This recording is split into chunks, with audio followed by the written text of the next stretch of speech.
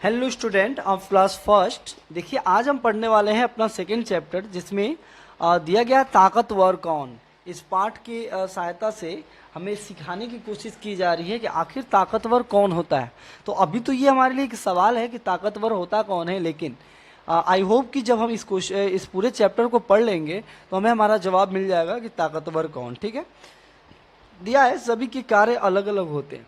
जितने भी मनुष्य होते हैं सभी के कार्य अलग अलग होते हैं। वे अपने कार्य समय से पूर्ण करते हैं।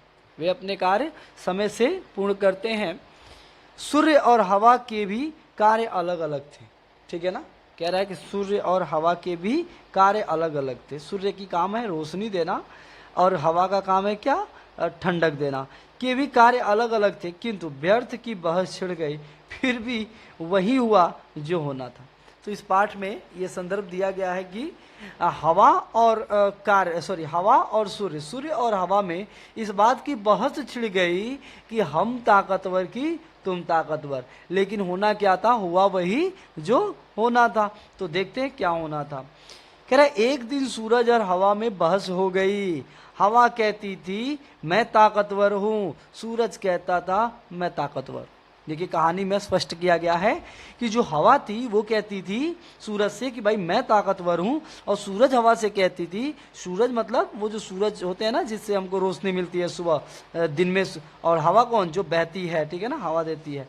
तो जो हवा थी वो कहती है सूरज से कि मैं ताकतवर हूं, और सूरज कहता है हवा से कि मैं ताकतवर हूं। दोनों में खूब बहस हुई किंतु कोई निर्णय नहीं हुआ। तभी उन दोनों ने देखा कि एक व्यक्ति कंबल ओढ़कर जा रहा था। तभी उन्होंने क्या देखा कि एक व्यक्ति था जो कंबल ओढ़कर जा रहा था। देख सकते हैं ये सूरज जी का फोटो बना है, सूरज भगवान का, और ये हवा, जो हवा बहती है उसका ये फोटो बनाया गया है। तभी उन दोनों ने देखा कि एक व्यक्ति कंबल ओढ़कर जा रहा था। हवा को अपनी शक्ति पर पूरा विश्वास था। वह घमंड से बोली जो इसका कंबल उतरवा देगा वही ताकतवर माना जाएगा। सूरज ने कोई एतराज नहीं किया, हवा की बात मान ली। भाई सूरज ने, हवा ने कहा कि जो इस मनुष्य का, इस हवा ने कहा कि जो इस मनुष्य का कंबल उतरवा देगा वही ताकतवर होगा। तो सूरज ने कहा चलो भाई मुझे ये शर्त मंजूर है, मुझे कोई एतराज नहीं है। पहले हवा की बारी थी, वो बहुत जोर से चलने लगी। धीरे धीरे हवा आंधी में बदल गई। आंधी आने के कारण उस आदमी ने धूल से बचने के लिए कंबल और कसकर लपेट लिया। हवा ने बहुत जोर लगाया परंतु वो कंबल न उतरवा सकी। देखिए यहाँ पे दिया है कि हवा इतनी जोर से बही, उसका प्रयास ये था कि हम कंबल को क्या कर देंगे, उड़ा देंगे। और इस तरह से हवा क्या हुई, हवा से तूफान में बदल गई, ठीक है, आंधी में बदल गई।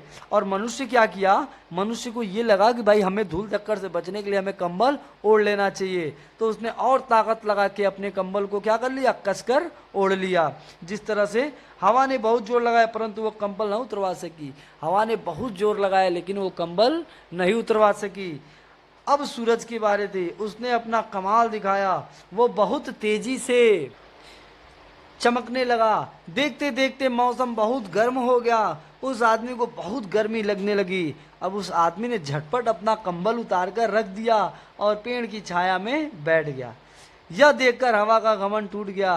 वह सिर झुकाकर सूरज से बोली, सूरज तुम सचमुच ही ताकतवर हो। इस प्रकार हवा ने अपनी हार मान ली। हमें भी घमंड नहीं करना चाहिए, व्यर्थ की बहस को कोई फल नहीं होता। तो क्या सीखा बच्चों आपने कि यहाँ से हमें क्या सीखने को मिली कि हमें कभी भी अपने ताकत पर घमंड नहीं करना चाहिए। ओके, चलिए मिलते हैं अगले चैप्टर में अगले कहानी के साथ।